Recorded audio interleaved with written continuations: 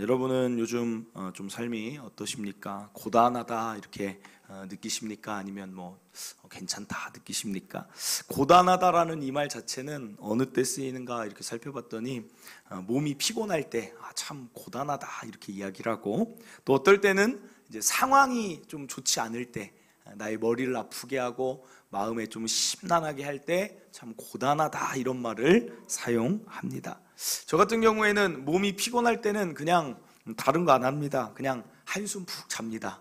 한 30분이라도 좀 누워서 이렇게 자면 몸이 개운해요. 한 30분 정도만 자도.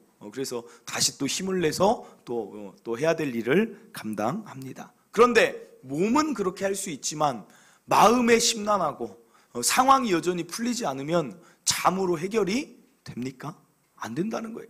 아무리 하루 종일 내가 그걸 잊어보고자 자도 일어나는 순간 어떻게 됩니까? 다시 그 생각이 내 머리를 지배하고 다시 힘든 상황과 마음이 자꾸만 나를 괴롭혀서 그래서 계속해서 고단함의 연속이 된다는 것입니다.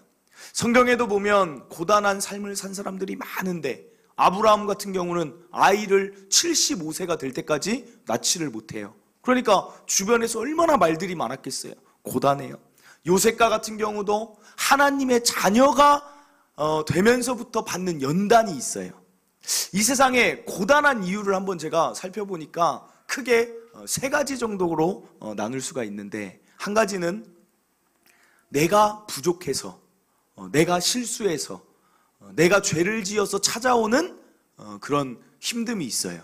그리고 또 한 가지는 어떤 거냐면, 이 세상이 다 부족합니다. 다 죄인들과 섞여 살기 때문에 사람 관계에서 오는 부족함이, 그 힘듦이 있어요. 내가 아무리 잘 산다고 이 세상이 잘 사라집니까? 아무리 잘 살아도 여기에서 어떤 사람 때문에 마찰이 생기기도 하고, 내 뜻과 다른 사람 때문에 또 뭔가 이야기가 좀 잘 안 통해서 힘들기도 하다는 것입니다. 그런데 하나님의 자녀는 거기에 하나의 힘듦이 추가가 더 돼요. 그건 뭐냐면, 하나님이 하나님의 백성을 선택하시면 반드시 그 사람을 연단시키세요.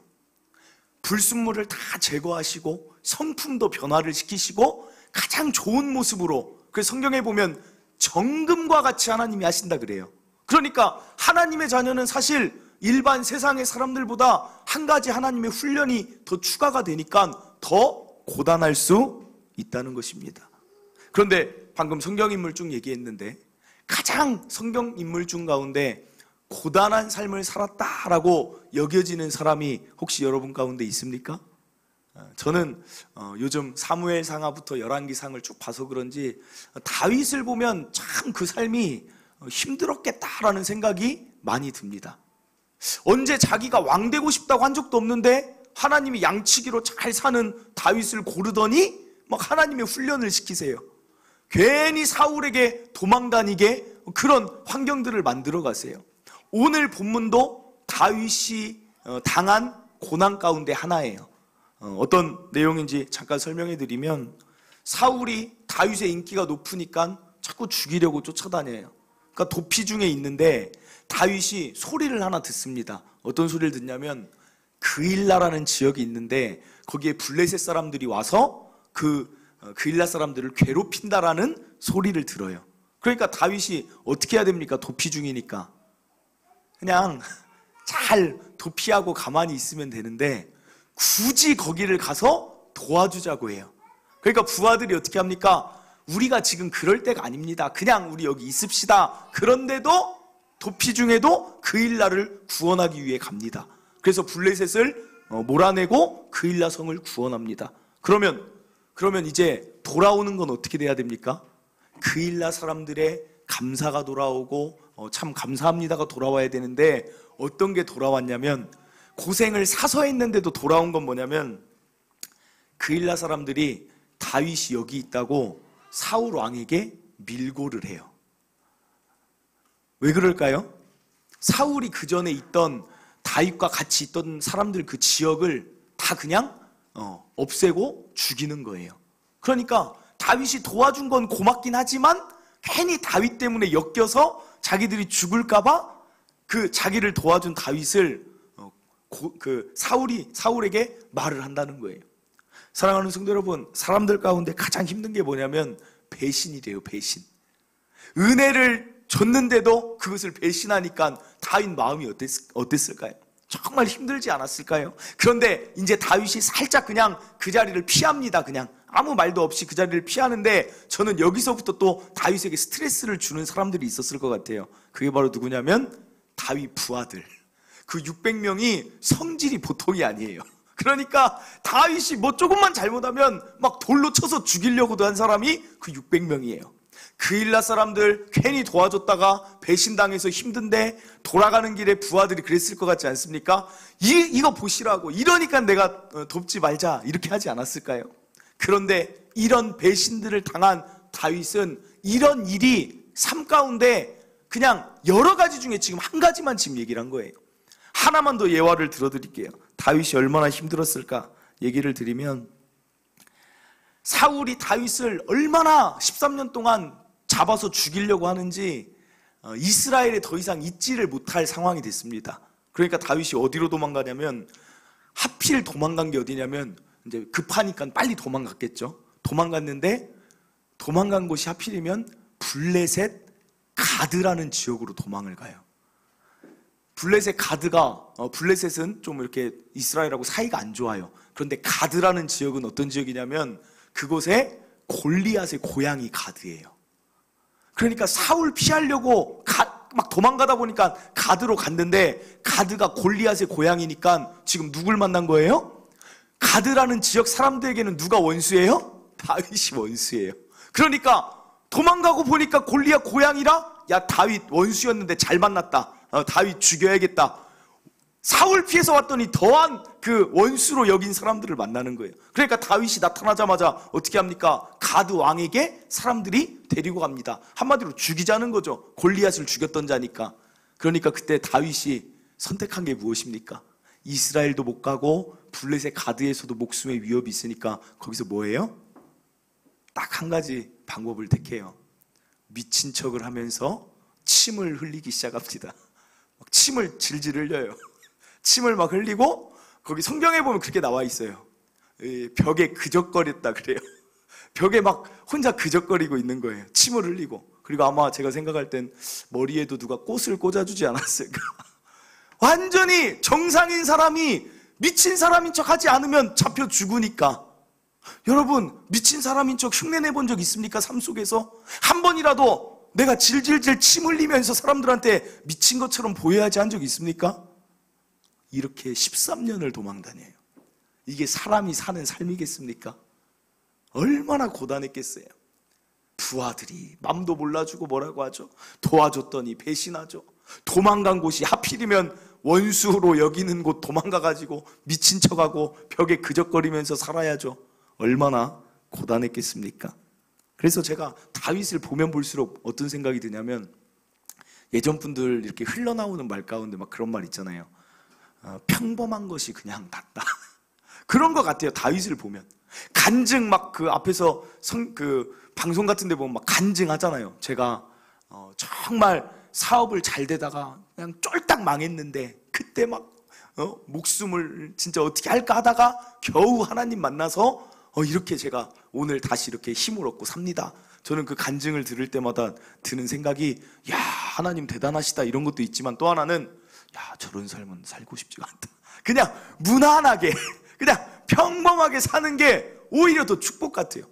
여러분, 다윗처럼 얼마나 힘들어요. 다윗은 특별한 목적이 있죠. 하나님이 이스라엘의 왕, 이렇게 힘들어도 하나님 앞에 순종하는 왕, 그것을 보여주기 위해 그런 삶을 살게 하신 것입니다. 그렇지만 내가 그런 삶 산다면 감히 제가 그렇게 살고 싶습니다 말하고 싶지 않다는 거예요. 다윗이 얼마나 고단했을까. 지금 다윗의 그 13년 인생 가운데 우리는 지금 제가 말씀드린 것은 딱 2가지만 말씀드렸는데도 우리가 공감이 가지 않습니까? 그런데 재미난 사실은 무엇이냐면, 우리가 생각하는 것만큼 다윗이 힘들지 않았다는 거예요. 이게 참 재미난 거예요. 우리는 다윗이 힘들었겠다, 고단했겠다라고 생각하고 성경을 봤는데, 성경을 보면 다윗이 그렇게 고단하지 않았다는 거예요. 사람이 힘들 때 가장 먼저 하는 게 무엇일까요? 입술. 가장 먼저 하는 게 힘들면 한숨이 나와요. 힘들면 아이고가 나와요. 힘들면 죽겠다, 못하겠다, 지친다, 이 소리가 나오는데 다윗의 입술을 보면 그런 말이 없다라는 거예요. 하나님을 때로는 힘들면 원망하기도 합니다. 하나님, 내가 언제 왕되게 해달라고 했어요? 하나님, 언제 내가 훈련시켜달라고 했어요? 그런데 다윗은 그런 말 하지 않아요. 사랑하는 성도 여러분, 도대체 무엇이 차일까요? 다윗은 특별한 사람일까요? 아니에요. 성경에 보면 엘리야라는 사람이 기도하면 3년 6개월 비가 오지 않고, 기도하면 비를 내려요. 어떤 사람들이 자기를 쫓아올 때, 하나님께 기도할 때 불이 떨어져요. 그런데 그 사람이 나중에 모습을 보면 어떻게 되냐면 계속 해도 안 변하니까 지쳐요, 엘리야가.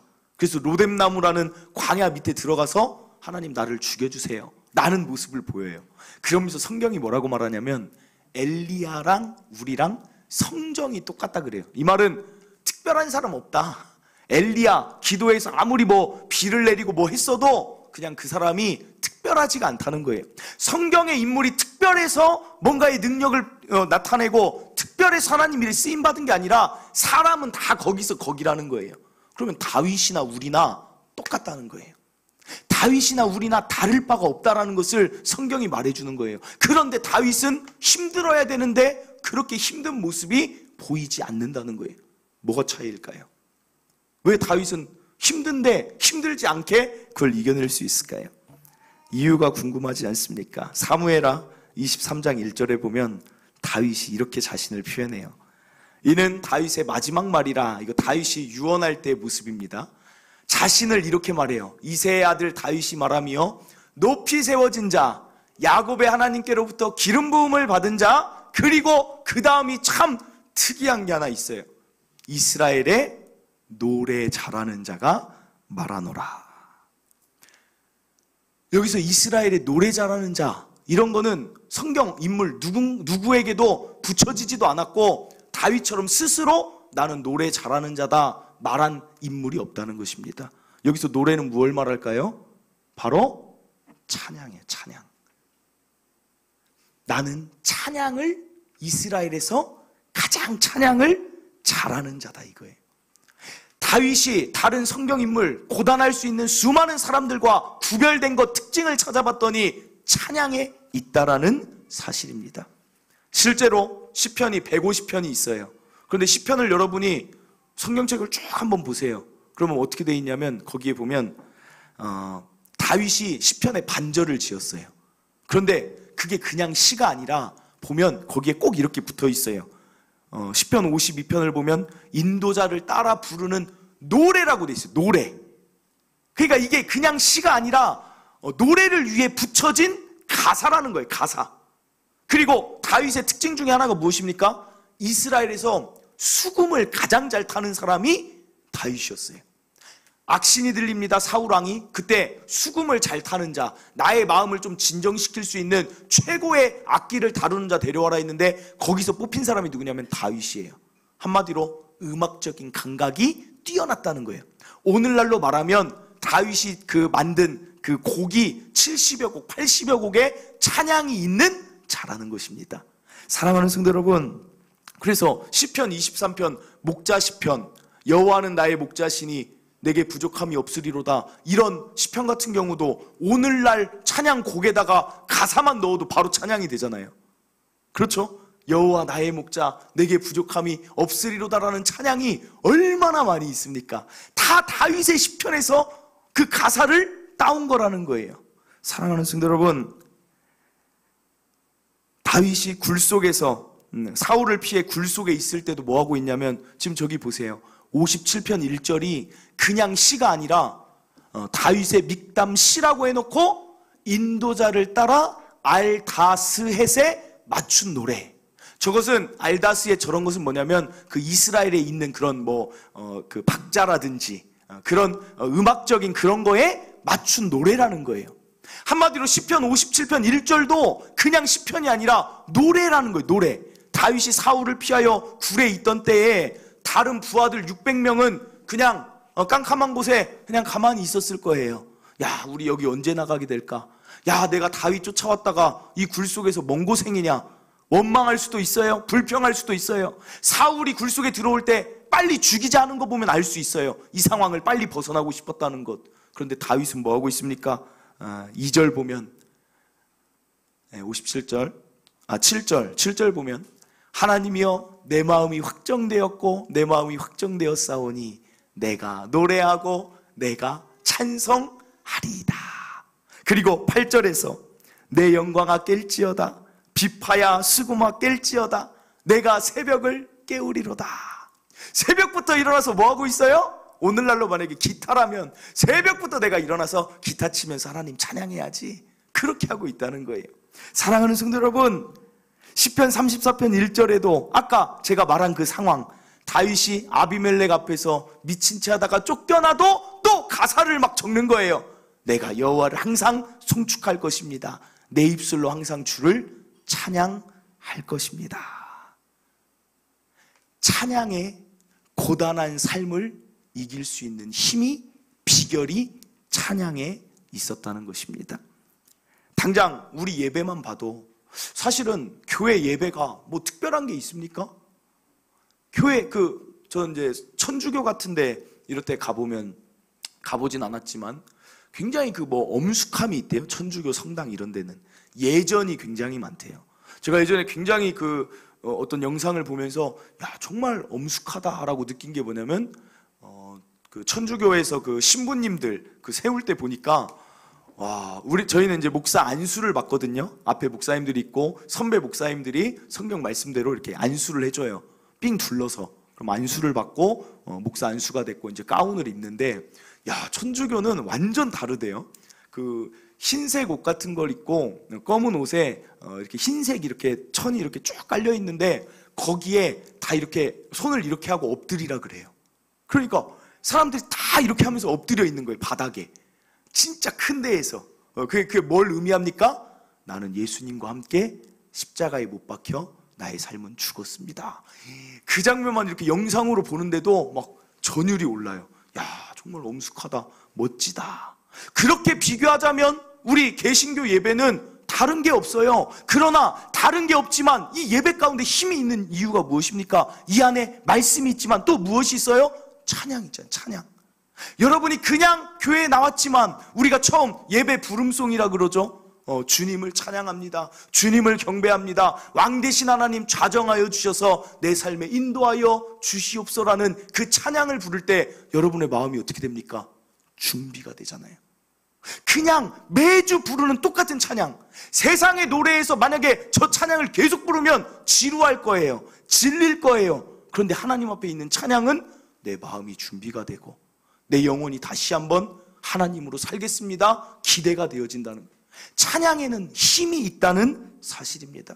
저는 우리 교회 찬양팀도 있지만 앞으로의 비전은 우리 교회 찬양팀, 찬양단, 찬양대 잘 세워져서 정말 멋진 찬양 하나님께 올려드리는 교회 되기를 원하는 소망이 있어요.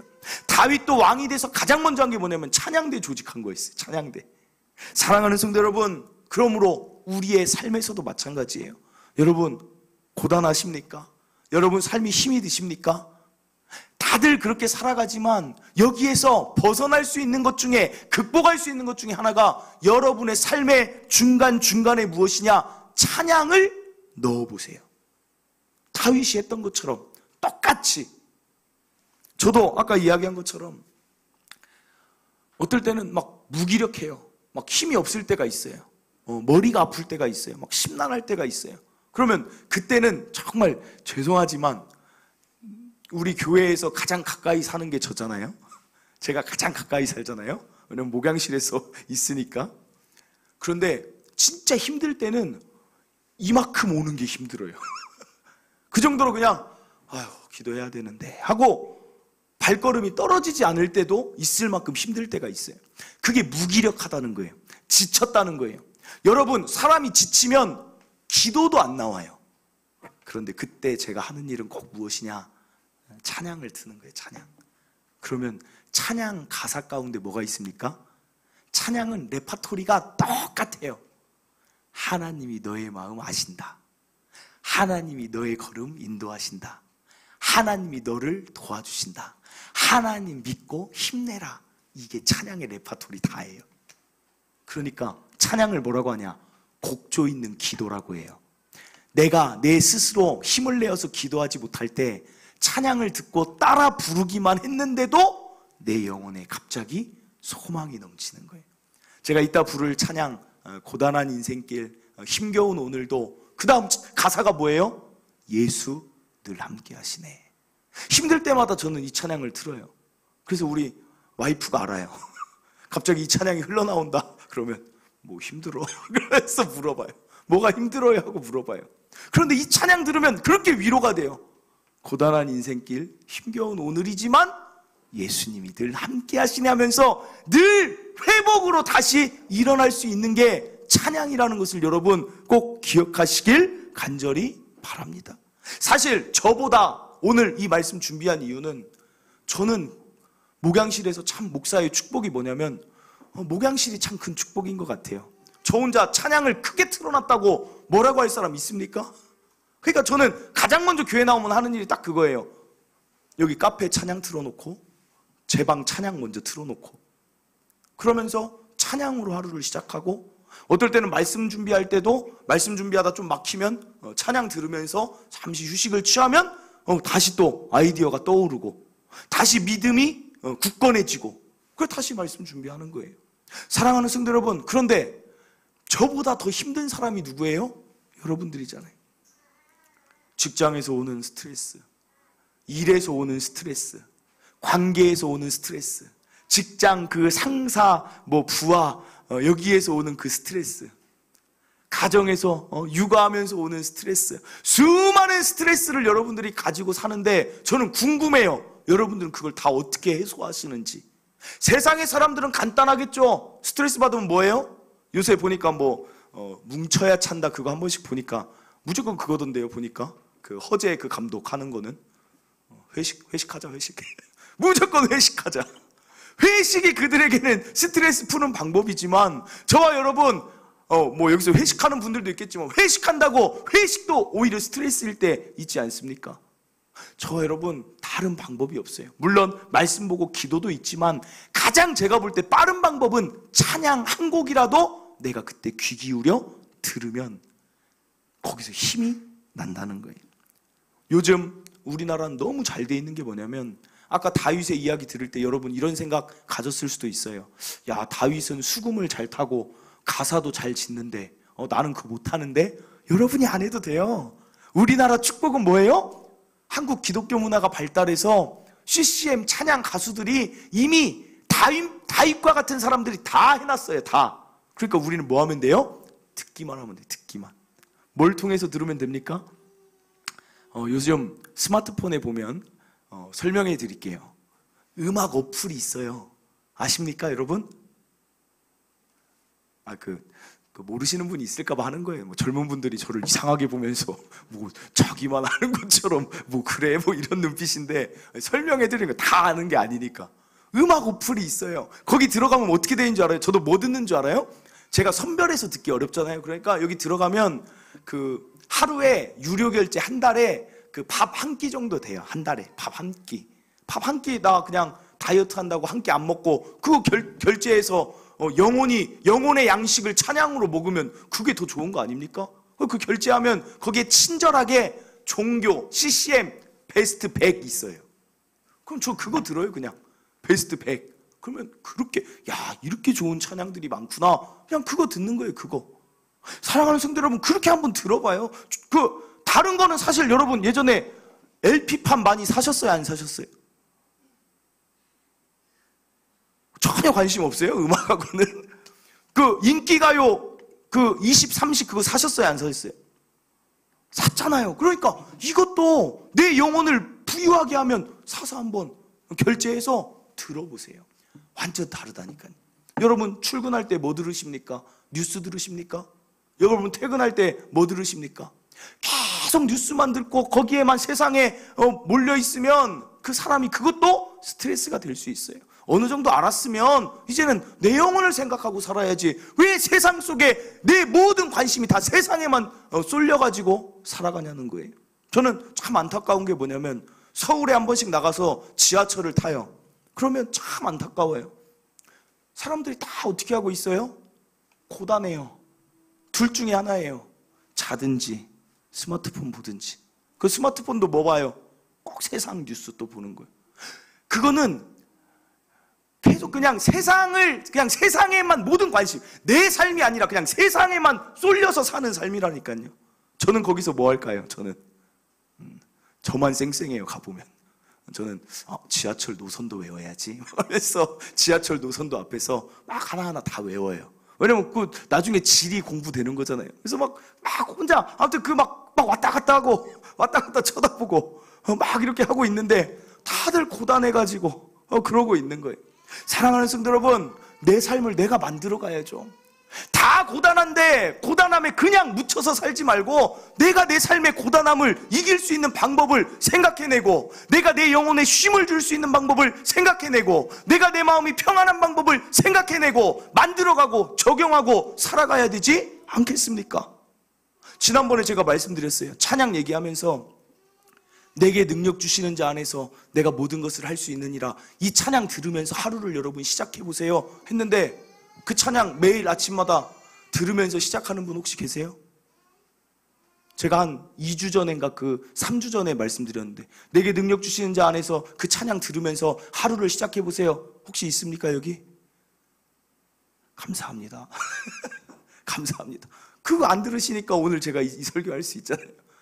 오전 일부 예배 때는 제가 이렇게 사실 아무도 없을 줄 알고 얘기를 했거든요.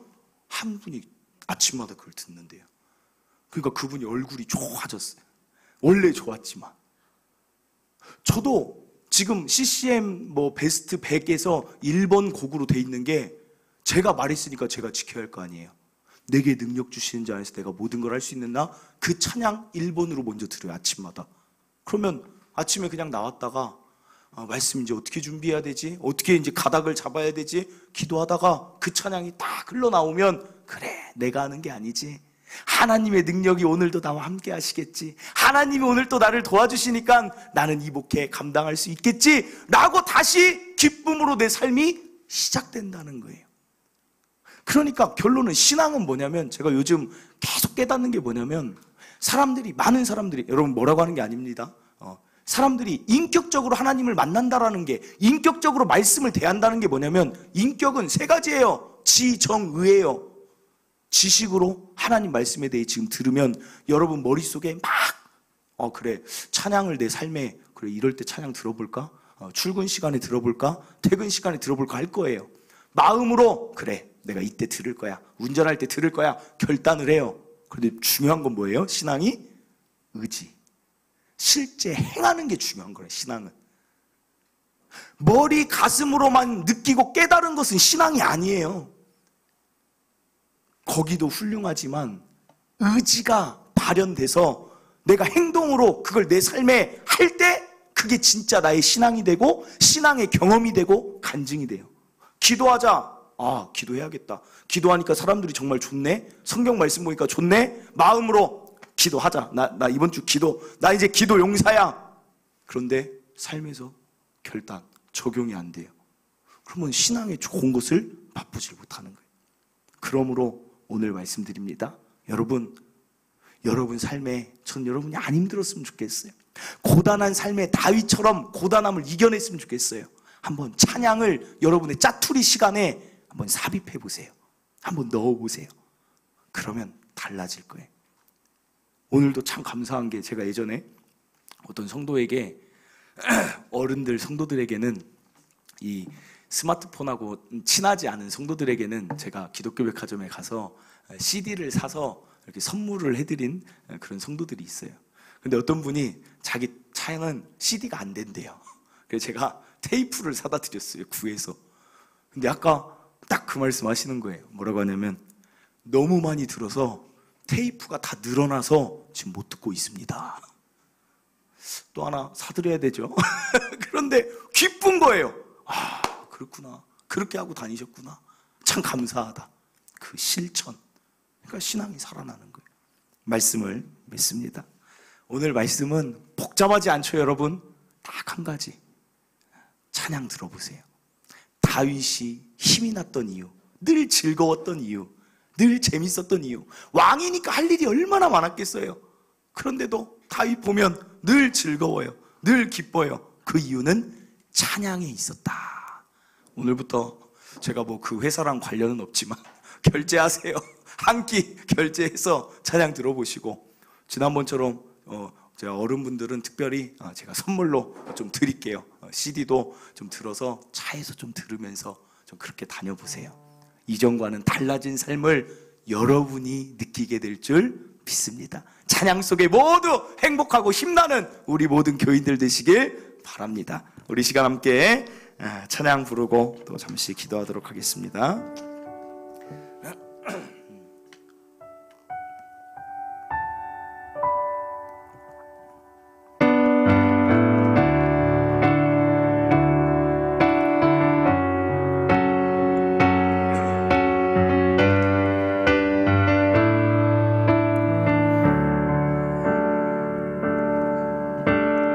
고단한 인생길 힘겨운 오늘도 예수 내 마음 아시네. 지나간 아픔도 마주할 세상도 예수 내 마음 아시네. 믿음의 눈 들어 믿음의 눈 들어 주를 보리. 이 또한 지나가리라. 주어진 내 삶의 시간 속에 주의 뜻 알게 하소서. 하루를 살아도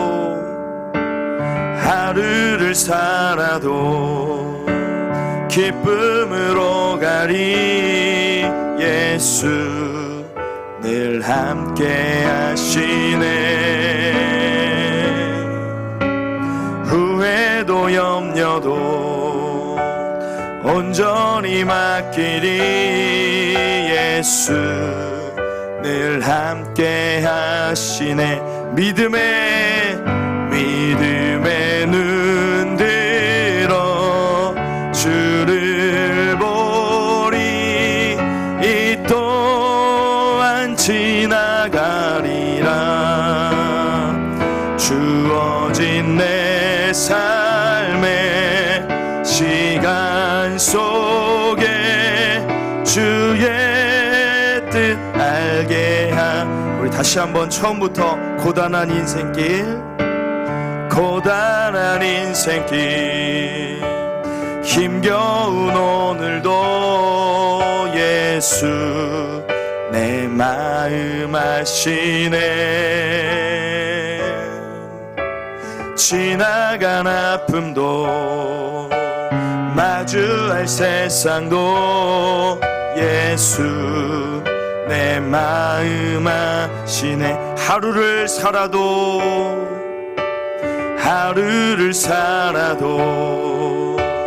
기쁨으로 가리. 예수 늘 함께 하시네.